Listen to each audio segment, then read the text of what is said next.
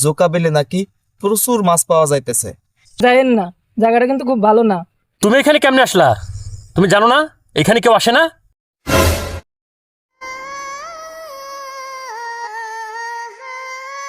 সকাল থেকে আমি মজিদ ভাইকে একটা বিশেষ উদ্দেশ্যে খুঁজছি। লোকটির খুব মাছ ধরার নেশা, রাত দুপুরে এখানে সেখানে মাছ ধরতে যায়। আমি একদিন জিজ্ঞেস করেছিলাম, ভাই আপনার ভয় করে না? সে 32টা দাঁত বের করে বলল, হয় ভূতের কথা কইতে চাও? আরে ভূত তবে চাও খাই।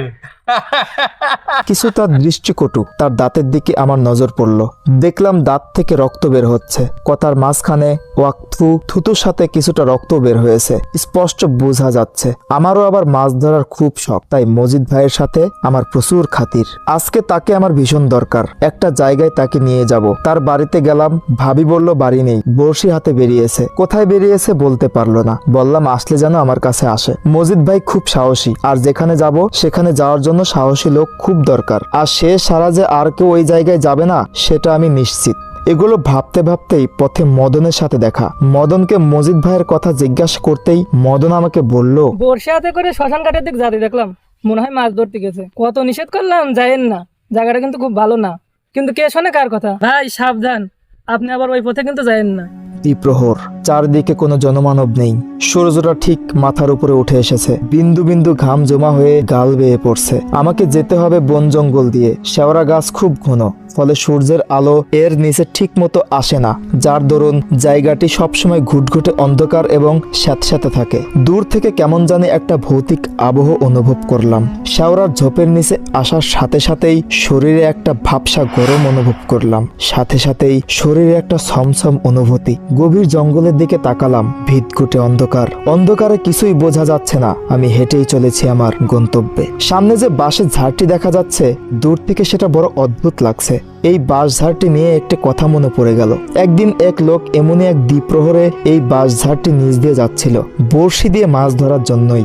যাওয়ার সময় দেখে একটি বাঁশ মাটিতে ভেঙে পড়ে আছে। ওই লোকটি মনে করলো এতটা না ঘুরে এই বাঁশের উপর দিয়েই চলে যাওয়া যাবে। যেই ভাবনা সেই কাজ। বাঁশের কঞ্চি সরিয়ে যখনই বাঁশের উপর দিয়ে পার হতে যাবে, ঠিক তখনই বাঁশটি তাকে সহ দাঁড়িয়ে পড়লো। তখন ওই লোকের সে কি চিৎকার! কোনো রকমে সে যাত্রায় বেঁচে ফেরে। এই ঘটনা ছাড়াও এই জায়গা নিয়ে অনেক ঘটনা প্রচলিত আছে। জায়গাটা নাকি খুব খারাপ জায়গা। বিভিন্ন ঘটনার পর থেকে এই পথে আর কেউ খুব একটা আসা যাওয়া করে না। নিতান্তই যদি কারো আসা যাওয়া করতে হয়, তবে সাহসী কাউকে নিয়েই আসা যাওয়া করে। আমি চলছি আমার গন্তব্যে। আমি বাঁশঝাড়ার খুব কাছে চলে আসলাম। কিছুটা ভয় ভয় লাগছে। বাঁশঝাড়ার কাছে এসে আমার চক্ষু ছানা ভরা। আমি তো অবাক। এক মুহূর্তের জন্য থমকে গেলাম। আগের ঘটনাগুলো খুব মনে পড়ছে। একটা বাঁশ রাস্তার উপর পড়ে আছে, সেই একই ঘটনার পুনরাবৃত্তি। আমি কিছুক্ষণ দাঁড়িয়ে রইলাম, তারপর সোজা বাঁশটিকে পাশ কাটিয়ে হাঁটা ধরলাম। বাতাসে বাসে বাসে ঘর্ষণে সেই বিভৎস শব্দটি শোনা যাচ্ছে। আমি উপরের দিকে তাকালাম না, পেছনের দিকেও তাকালাম না। বুঝতে পারছিলাম আমাকেও একইভাবে ভয় দেখানো হবে, তাই কোনোভাবেই উপরে পিছনে না তাকিয়ে সামনের দিকে হাঁটতে লাগলাম। কানে তালা লেগে যাওয়ার মতো অবস্থা।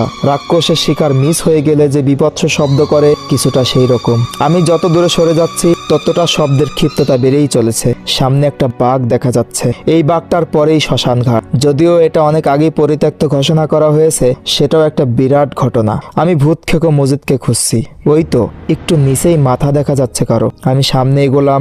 দেখলাম মজিদ ভাই এক মনে হাতে বড়শি নিয়ে বসে আছে শিকারের আশায়। আমি ওনাকে চমকে দেওয়ার জন্য শব্দহীনভাবে এগোচ্ছি। একদম কাছে গিয়ে বললাম, মজিদ ভাই। কোনো সারা শব্দ পেলাম না। আমি আবার বললাম, ও ভূত খেকো মজিদ ভাই।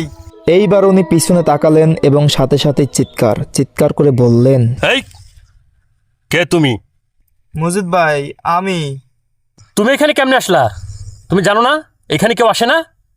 আর আসার পথে রাস্তায় কোনো সমস্যা হয় নাই তো? ওনার চোখে তাকিয়ে দেখলাম রক্তের মতো লাল, যেন কেউ চোখে একটি সূচ দিয়ে ছিদ্র করে দিয়ে গেছে, আর সেই চোখ দিয়ে রক্ত ঝরছে। আমি ওনার পাশে গিয়ে বসলাম। মজিদ ভাই আমাকে জিজ্ঞাসা করলো কেন এসেছি। আমি বললাম, মজিদ ভাই, আপনার যেরকম মাছ ধরা শখ, সেরকম আমারও মাছ ধরা শখ। আজকে সকালে একজনের কাছ থেকে শুনলাম জোকা বিলে নাকি প্রচুর মাছ পাওয়া যাইতেছে। সেইখানে বিলের মাঝখানটায় নাকি প্রচুর মাছ রাত্রের বেলা উজানমুখী হয়। তখন নাকি মাছগুলো কুচ দিয়ে ধরতে অনেকটা সহজ হয়। কিন্তু সেখানে যাইতে তো প্রচুর সাহস দরকার, কারণ রাত্রেবেলা নাকি সেইখানে মাছ করা মাছ খাইতে আসে। এখন আমি সেখানে মাছ ধরতে যাইতে চাই মজিদ ভাই। আপনি অনেক সাহসী মানুষ, ওইখানে আমি আর কোনো লোক পাইতেছি না, আপনি গেলে আমার আর কারোই দরকার নেই। মজিদ ভাই স্বভাবসুলভ দাঁত বের করে একটা হাসি দিল।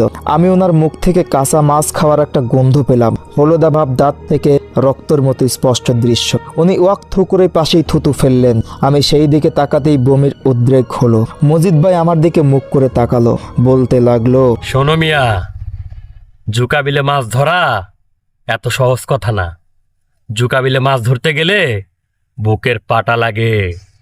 তুমি কি পারবা? আমি মাথা নাড়ালাম। আর তুমি পারলেও পারতে পারো, এই হান পর্যন্ত যেহেতু আয়া পড়ছো। মজিদ ভাই কথাটা বলেই হাসি, মুখ থেকে কাঁচা মাছের গন্ধে বমি আসার অবস্থা। মজিদ ভাই আমাকে বলল, তো চলো, পার নিচে চলো। ওইখানে গেলে আমাকে কেউ দেখতে পারবো না। না না, নিচে যাওয়ার কি দরকার, আমরা তো এইখানেই ভালো আছি, আর এইখানেই তো এমনিতে কেউ আসে না, নিচে তো যাওয়ার দরকার পড়তেছে না। কি মিয়া, ভয় পাইলানি? আবারও ওনার হাসি, কাঁচা মাছের আসছে গন্ধটা আবারও পেলাম। আমি বললাম, না না, ভয় পাওয়া কেন, চলেন। নিচে যাওয়ার জন্য আমি উঠে দাঁড়ালাম। এমন সময় পিছন থেকে কারো আসার উপস্থিতি টের পেলাম এবং সেখান থেকে চিৎকার ভেসে আসলো এবং বলল, আমি ভূত থেকে মজিদ, সরে যা। আমি চমকে উঠলাম। তাহলে আমি এতক্ষণ কার সাথে কথা বললাম? সামনে তাকাতেই দেখি উনি রক্তচক্ষু করে আমার দিকে তাকিয়ে থাকতে থাকতেই চোখের পলকে অদৃশ্য হয়ে গেলেন। আমি হতভম্ব হয়ে গেলাম, কি রেখে কি করব বুঝতে পারছিলাম না। এমন সময় দেখি আমার পাশে পিছন থেকে এসে দাঁড়ালো আমার মজিদ ভাই। এসেই আমাকে বলল, তোমার এখানে আসতে কে বলছিল? তোমার ভাবির মুখ থেকে শুনে আমি এখানে আসলাম। আমি মাছ মারতে বের হয়েছিলাম ঠিকই, কিন্তু মাছ মারতে না আইসা আমি বাজার আড্ডা দিতেছিলাম। যখন বাড়িতে ফিরলাম তখন তোর ভাবি কইলো যে তুমি নাকি বাড়িতে গেছিলা। তোমার ভাবির কথা শুনে আমি এখানে আইলাম। আর তুমি কার হাতে কথা কইতেছিলে এতক্ষণ? সব শুনে আমি থ হয়ে গেলাম। এইটা আবার অন্য কোনো মজিদ না তো?